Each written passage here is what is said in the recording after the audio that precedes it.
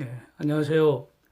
최근에 그 북공 미사일 불꽃놀이, 그다음에 미국의 북한 밀수선 압류 사건, 이것들의 그 후속 영향, 그다음에 경기 후퇴 가능성, 뭐 이런 등등으로요. 원화 환율이 1,250원 위로 올라갈지 한번 검토해 보고요.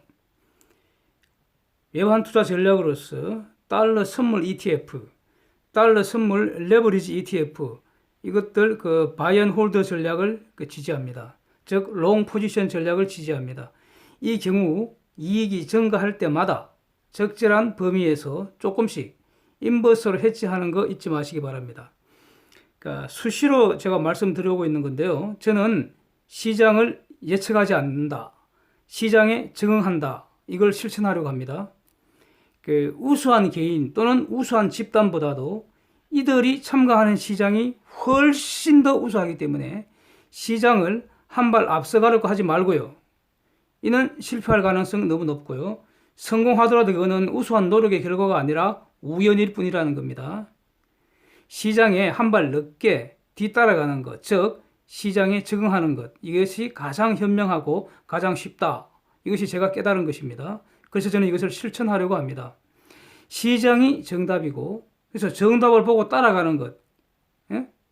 그래서 시장을 제대로 따라가기 위해서 혼신을 다해서 조사하고 연구하고 고민하는 것입니다. 이런 점 제가 말씀드리고 있습니다. 그래서 시장이 오르면 같이 올라가면서 벌고요. 시장이 내리면 같이 내려가면서 벌면 고민할 것 없고 날마다 신나게 놀자 할 수 있다 이겁니다. 이것이 제가 깨달은 바입니다. 최근에 환율 시장을 둘러싼 중요 사건들이 계속 터지고 있습니다. 이런 사건 터지는 거 누가 예측합니까? 이런 거 예측하려고 달라드는 게 멍청한 짓이죠. 하여튼 이제 그날 사건 터졌으니까요. 이런 사건들의 영향을 분석하고 정리해서 제 견해를 위 결론과 같이 수정하고 이를 공유하고자 하는 겁니다. 네. 원달러 환율 금년 들어 크게 오르고 있는데 첫 상승은 수출 감소, 유가 급등, 4월 배당금, 송금, 수요 급증 이런 걸로 설명되었고요. 두 번째 상승은 1분기 GDP 마이너스 성장하면서 구조적인 약세 보이는 거고요. 다만 유가는 제가 예상한 대로 고점 대비 하락 안정 중이어서 더 이상 환율 급등 요인은 아닌 것 같습니다. 세 번째 상승은 미국, 중국 관세 전쟁 확전으로 인한 것이었습니다. 여기까지는 어느 정도 분석 잘 되었다고 생각합니다. 관련 영상도 올라가 있고요. 그래서 올려드린 데이터 눈으로 한번 보면서 참고 바랍니다. 그런데 다시 중대한 사건이 발생하고 있습니다. 북공, 미사일 발사, 불꽃놀이 지랄 계속하고 있습니다. 이거 수위 계속 높여가리라 예상되고 있습니다. 지정학적 리스크 증대되겠죠. 미국이 석탄 밀수선으로 의심되는 와이즈 어니스트 이 선박 나포에서 끌고 가고 있다는 사건 지금 며칠 전 말씀드렸습니다. 제가 가장 먼저 말씀드렸을 겁니다. 그때 새벽에 뉴스 올라오는 거 보고요. 그날 아침에 바로 말씀드렸으니까요. 네. 이제 압류 절차 밟고 있다. 그래서 그 공소장까지 다 공개했지 않습니까? 그런데 이게 말이죠. 그동안 불법 한적 석탄 밀수출 행위 보고 감시만 하다가 드디어 실력 행사 시작한 것 같아서 앞으로도 밀수출이 계속되는 한 계속 납포할 가능성 배제할 수 없습니다. 이게 심각하다는 겁니다. 북공은 제재의 눈을 피해서 밀수입하지 않으면 존재할 수 없습니다. 이제 그 수단이 일단 낡은 배들입니다. 미국은 이 불법행위 수단인 배들을 모조리 압수할 가능성도 배제할 수 없습니다. 이거 앞으로 두고 볼 일입니다. 물론 여기서 스톱하고 끝날 수도 있고요. 계속 될 수도 있다 이런 겁니다. 이거 두고 봐야지 누가 어떻게 알겠습니까? 예. 자, 만약 이렇게 되면은요, 계속 몰수해 나가면은 북공이 다시 반발하겠죠, 아니면 항복하던가. 그렇게 되는데, 예? 북공이 결국은 결과적으로 핵을 포기하기까지 이 지정학적 리스크 추가로 계속 발생할 가능성이 높다고 보이는 거죠. 예. 이는 모두 달러 시장에서 달러 공급 곡선 좌이동, 달러 수요 곡선 우이동시키는 요인입니다. 그래서 추가 환율 상승 요인이 되는 거죠. 여기에 더해서요, 지금 2분기 한국 GDP 또다시 마이너스 성장할 가능성 여전히 높습니다. 1분기 부진하던 투자가 갑자기 회복하기 힘들고요. 4월까지 지금 수출 마이너스 성장입니다. 그래서 5월, 6월에 수출이 대폭 늘지 않으면 2분기도 마이너스 성장 가능성 매우 높습니다.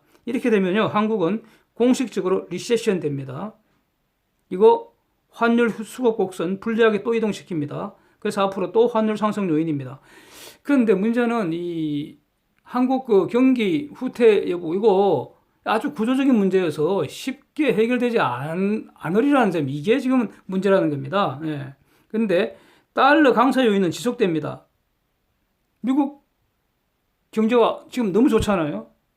그래서 달러 강세 계속되는데, 물론 하반기에 만약에 기준금리 인하 요인 있고 전망대로 뭐 기준금리 인하한다 하더라도 일시적으로는 달러 약세 보일 겁니다. 그때는. 그런데 미국 경제 압도적 강세가 지속되는 상황에서 강달러 추세 변경은 힘들지 않을까 저는 예상이 됩니다. 네, 이건 또 두고 봐야겠죠. 그래서 격화되는 미중 패권 전쟁, 예? 이거 상당히 지금 그 애매합니다. 한국 입장에서는 단계적으로 불리하지 않을까 싶습니다. 지금 그 말이죠. 거의 합의되는 듯이 바람잡던 그 무역 협상 파탄 났고요. 새로운 공격이 지금 가능한 상황입니다. 아직까지는 중공 의존도가 높기 때문에 한국이, 그래서 불리하게 작용할 가능성이 높다는 겁니다. 환율에 대해서. 지난 주말에 제가 며칠 전에 예상한 대로 당국이 개입했습니다. 당국이 개입한다는 말은 외환 보유고 플러스 달러 매도했다는 뜻입니다. 이게. 그러니까 구두 개입 없이 바로 실제 개입한 것 같습니다. 이렇게 실제 개입하면요, 일시적으로 달러 공급이 증가하니까 환율은 하락합니다. 이는 말 그대로 일시적이지 추세 전환은 절대로 아닙니다. 최근 원화 약세의 근본적인 원인은 여전히 진행 중이기 때문에 정부 개입은 저는 성공하기 힘들다고 봅니다. 앞으로도 정부 개입으로 환율이 일시적으로 하락하면은 적절한 매수 시점으로 저는 판단됩니다. 그러니까 외환 개입이 성공하는 경우는요, 일시적으로 가령 4월 배당금, 송금 수요 급증 등 이런 경우에 여유 있는 외환 보유고로 일시에 풀어서 환율 급등 맞는 건데, 뭐 미사일 불꽃놀이, 미국 북한 밀수성 압류, 경기 후퇴 이런 게 일시적인 건 아니잖아요. 이게 정부 개입으로 막지 못한다는 겁니다. 그런데 여기서 이제 한 가지 테크니컬하게 말씀드리고 싶은 거는, 정부 개입이 어느 정도 강도로 얼마나 지속될지 그건 아무도 모릅니다.